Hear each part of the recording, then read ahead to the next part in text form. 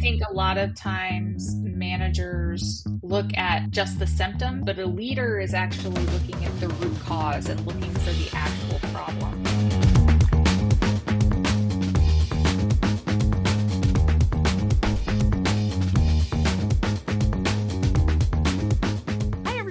Welcome back to my channel. Today we're going to be talking to my friend Liz. She is an experienced project manager and business owner, and she is here to tell you all about her experience being a leader in both of those.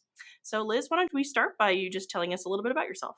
Yeah, thank you for having me. I have been working as a project and program manager for about 20 years. I started my career at Dell in Texas, where I was there for about 7 years, and then have moved to Apple and Whole Foods and a variety of other companies and industries over the course of time. But I've been running my own project management consulting practice for the last 3 years, where I provide guidance and contract work for medium to large companies where they need assistance, which could take a number of different forms. It could be that they actually need someone to do the project management, or they need someone to help give them guidance on building a project management office. It really has run the gamut. And again, thank you so much for being here. Let's jump right in. Let's talk a little bit about your transition, from being an employee at some of those other companies to now being sort of your own manager, managing teams as you step into, contract roles. Talk a little bit about that transition and what that was like for you. That's a really great question. Over the course of my career, in terms of like working for other companies, I had experience as an individual contributor and as a manager and as an official manager. Authority, And as we say. so leading without authority, having direct reports, not having direct reports. And that experience has really prepared me for the work that I do on my own, because I have to step into existing teams and be able to provide them with guidance and leadership on their projects right away. It's a very interesting transition because you have a lot less time to build credibility when you're doing consulting work. You have to kind of go in with either giving the client visibility to the portfolio that you've done before, whether that's through a resume or any type of, conversations that you've had, or by coming in and right away being able to basically provide them a plan to start with. It's a lot different than it was working for other companies, because in those instances, you kind of have a little bit more time to build, I guess, your reputation or to build your credibility. But in the consulting world, you have to come in with it. You have to start with it. That has been a really interesting transition. You have to have a lot more confidence in your abilities when you're in the consulting world. You have to project less uncertainty, I think, than if you were an individual contributor at a new company. Yeah, I, as someone who has been doing consulting roles, I totally understand kind of having to step in and just be the person who knows it all. In that vein, what mistakes did you make maybe early on into that transition, or maybe earlier in your career as a new manager or leading without authority?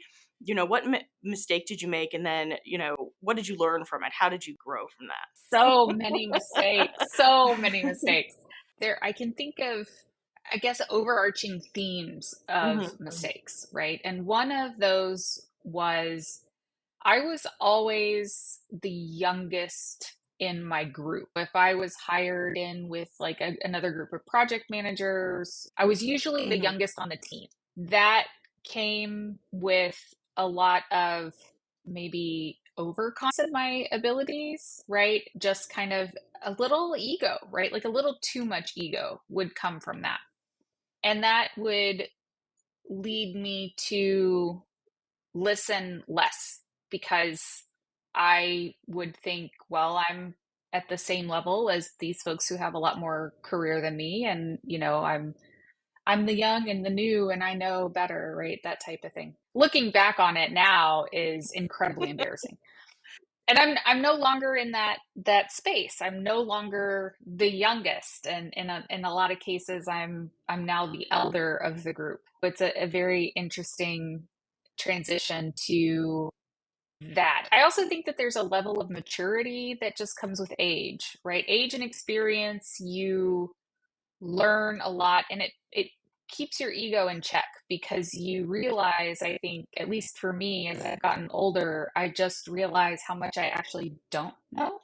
And there's also an aspect of leading a team when you're young, again, at least for me, where I took a lot of things personally that really shouldn't have been taken personally, right? I would have either managers or other people that I was working with try to give me feedback, and I wasn't as receptive to it as I am now. Those are pretty big mistakes. I also realize now that people's personal lives really impact their professional lives.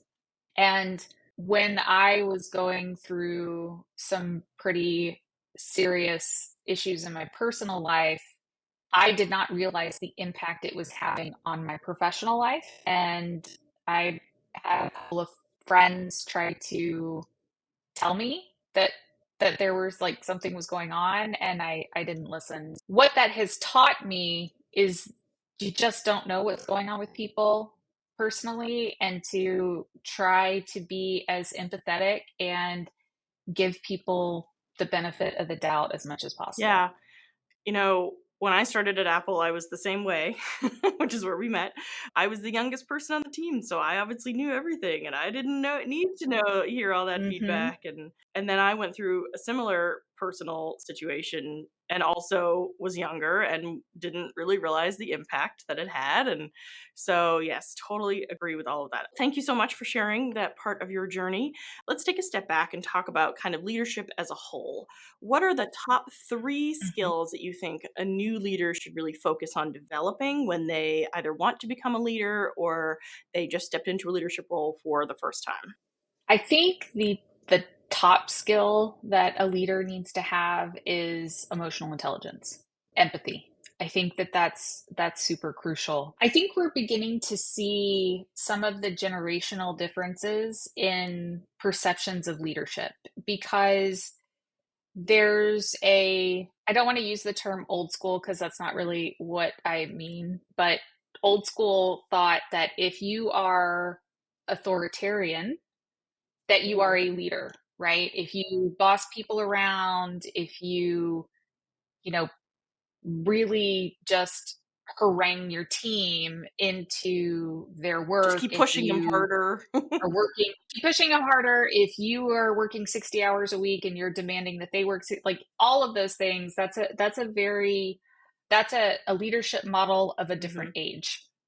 And I think now there's a shift happening, and it's been happening for a long time, but I think we're starting to really see a lot more academic research around leadership being more about what people call Mhm. soft skills, right? It's building relationships, emotional intelligence, empathy, and meeting people where they're Yeah. at, right? A leader and a manager are two different things, right? A leader doesn't necessarily have direct reports. We were talking about, managing without authority. Leadership is really about influence. You have, the emotional intelligence, and you also need to have the ability to influence, which means that you have to really communicate well. And I think developing communication skills, which really is 80% listening to what the other person is saying, either through verbal or nonverbal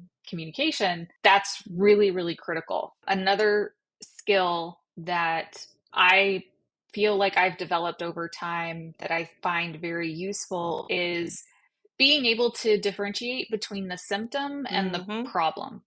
I think a lot of times managers look at just the symptoms and try to fix the symptoms, but a leader is actually looking at the root cause and looking for the actual problem The big And the big picture, I also think that there's a little bit of McGregor's theory of X and Y, right? Where it's basically where there are some people who believe that people do not want to work and have to be pushed.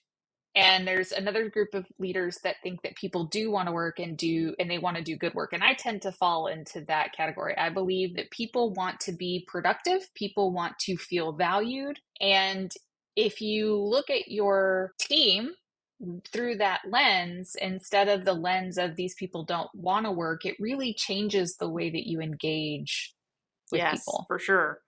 And that also, I think, goes back to what you were talking about before of kind of the generational shift in how we're approaching management and leadership, in understanding that people, like you said, want to feel valued, they want to feel appreciated, they want to feel led and not managed or forced or micromanaged. Yes, definitely not micromanaged. And the pandemic has really highlighted a lot of that shift, right? It's almost like it was a time warp, right? Where this change, which was kind of coming along slowly, warped very quickly because of the pandemic. And I think we're beginning to see a lot of that come to fruition where there's this whole debate about Mhm. remote working, and you read about companies that are like asking their employees, or managers who are asking their employees to take scheduled bathroom breaks when they are working remotely, which is crazy to me. That level of management is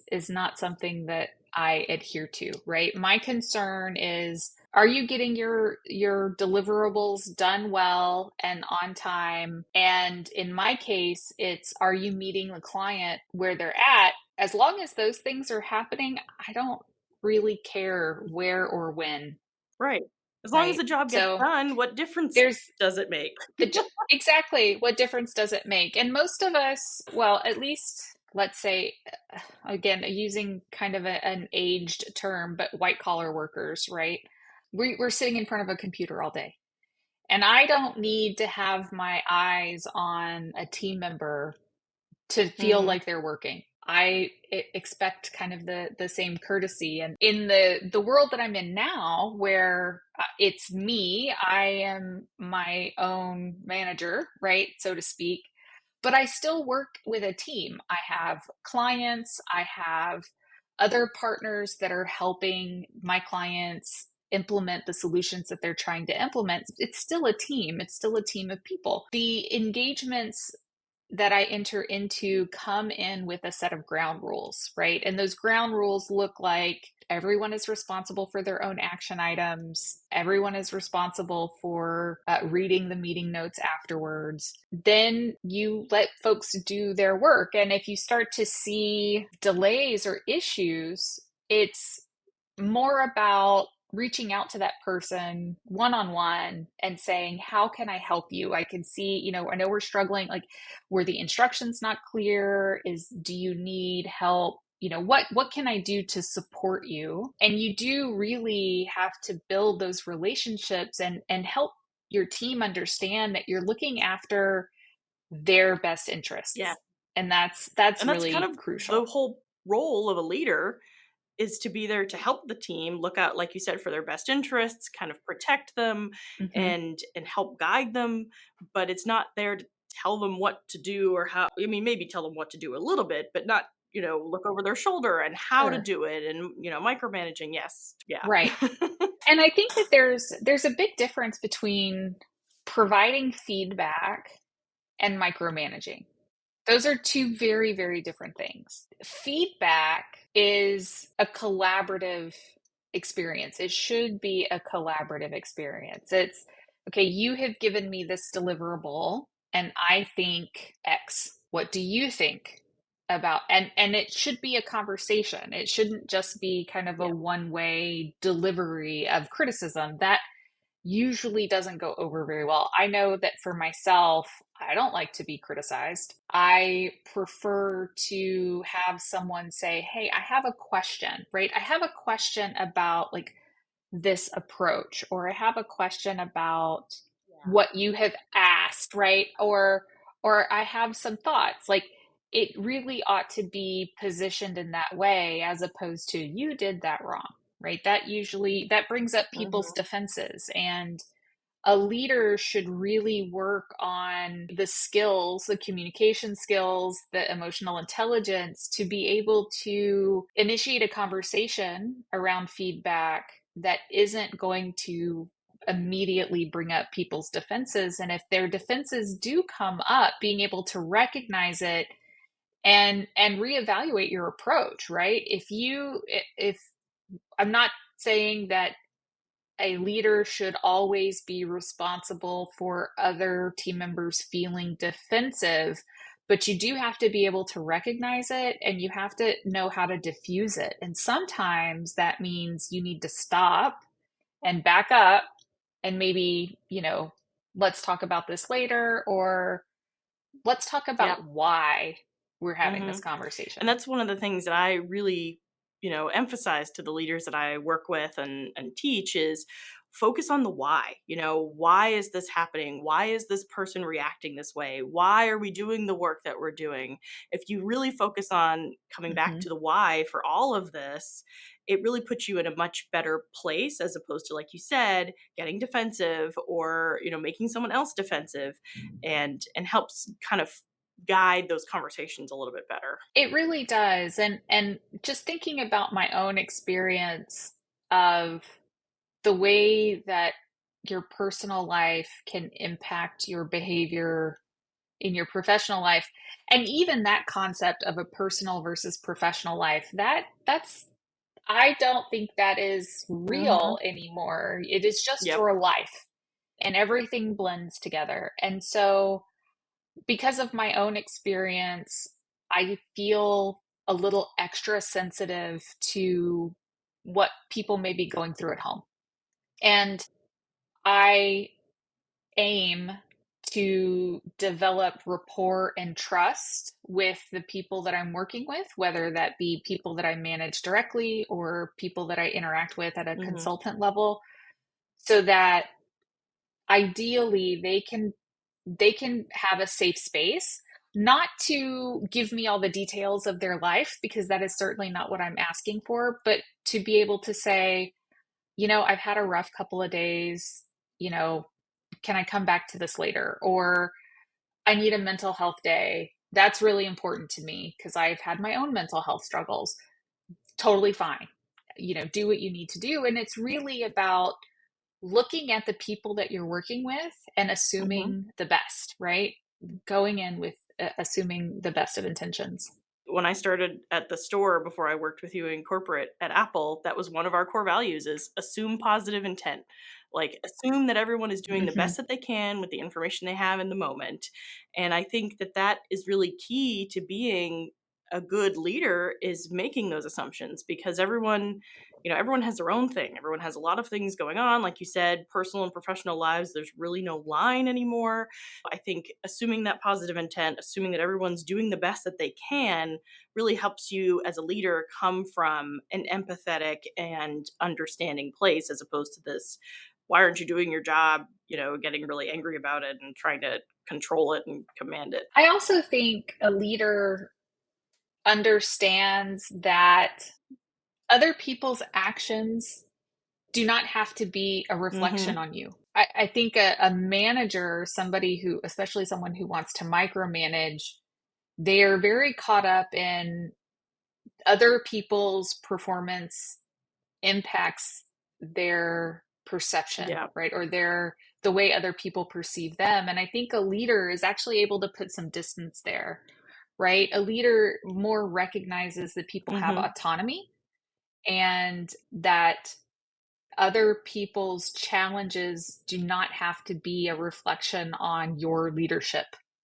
And I think that it also takes an evolved organization to be able to do that as well. Like it's not just up to the leader, it's up to the whole organization for them to be able to make that distinction as well.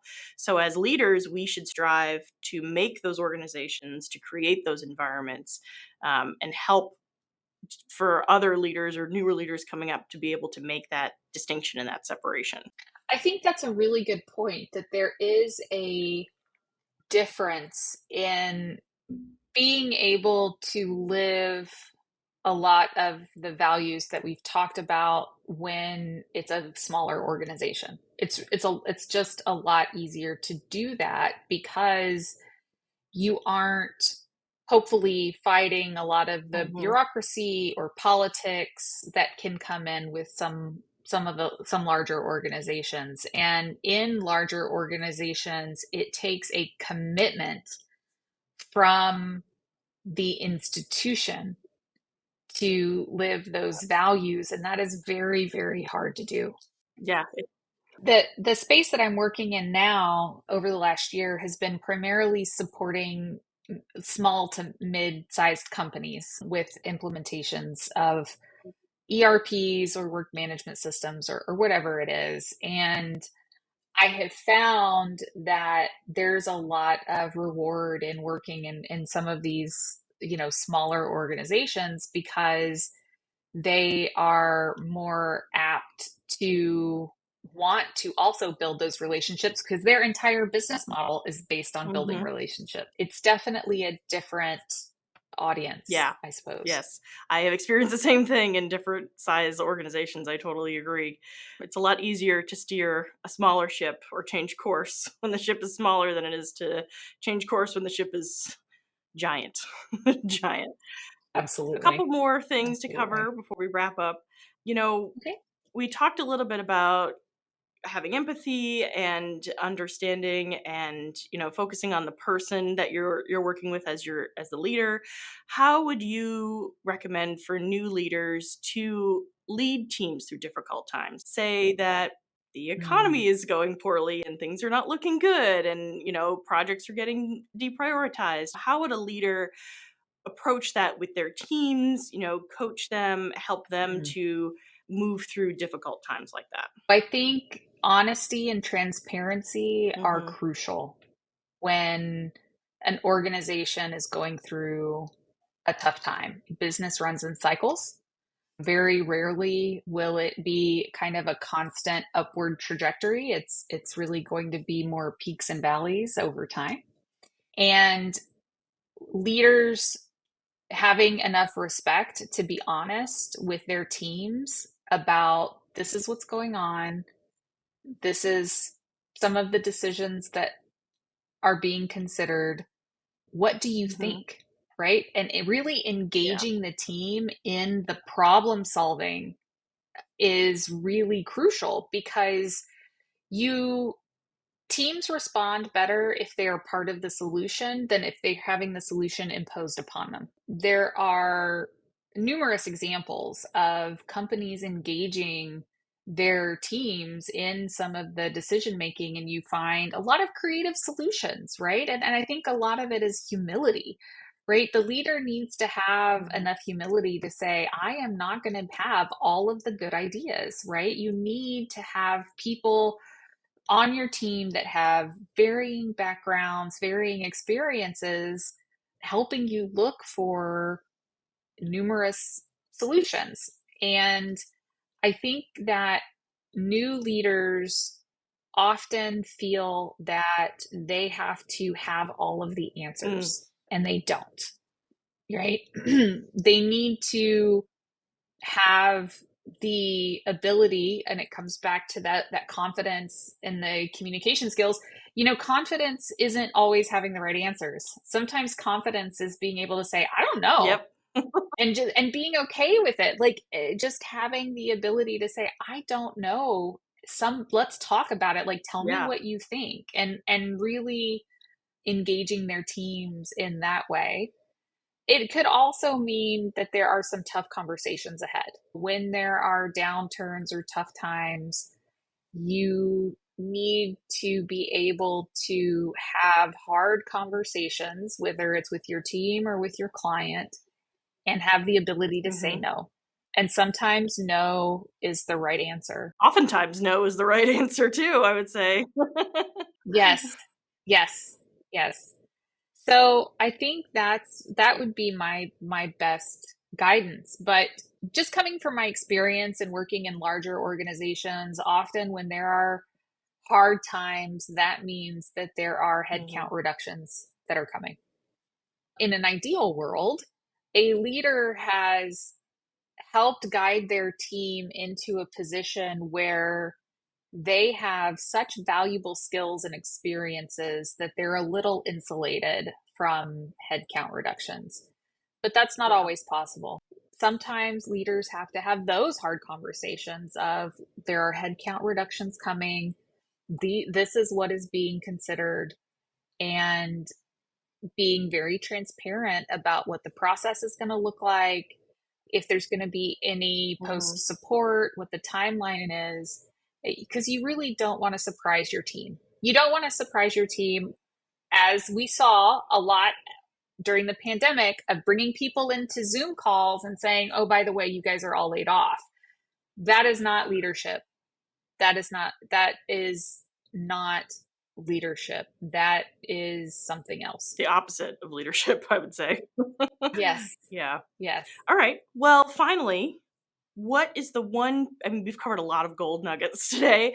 What is the one piece of advice you would want to give to a new leader just starting in their role or maybe thinking about moving into leadership? What's that one thing that maybe you wish you had known when you were in that situation? Mentorship is invaluable. Reaching out to people that you admire, that maybe that were your managers in the past or were leaders for you, and reaching out to them and saying, hey, I'm in this new position. These are the things that I'm challenged by. What do you think? You've got to be able to select the right mentor. That's pretty crucial. Mentorship could also be not someone you actually Mhm. know. I'll just use myself as an example. I have had a few opportunities to work with executive consultants or executive coaching or coaches.